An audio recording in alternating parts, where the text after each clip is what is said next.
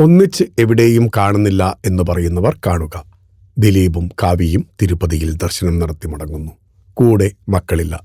മീനാക്ഷിയുടെ ജന്മദിനത്തിൽ വിദേശത്തുള്ള യാത്രയിൽ ദിലീപും മീനാക്ഷിയും മാത്രമായിരുന്നു.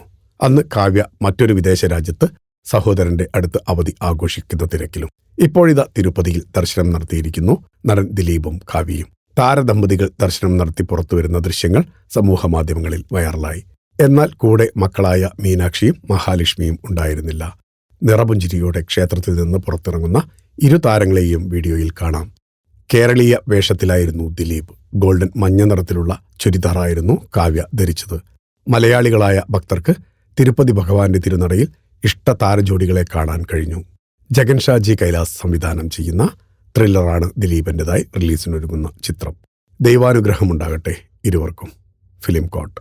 നിങ്ങളുടെ കരുത്തിൽ ഞങ്ങൾ ഉയരുകയാണ്. സബ്സ്ക്രൈബേഴ്സ് 10 ലക്ഷം കടന്നിരിക്കുന്നു. സ്വർണ്ണ തളിക നേടാൻ സഹായിച്ചതിന് നന്ദി. നിങ്ങളും ബെൽബട്ടൺ അമർത്തോ. നല്ല വാർത്തകളുടെ നോട്ടിഫിക്കേഷൻ ഉടനെത്തും. വിശ്വസിച്ച് ഒപ്പം നിൽക്കുന്നവർക്ക് ഒരിക്കൽ കൂടി നന്ദി.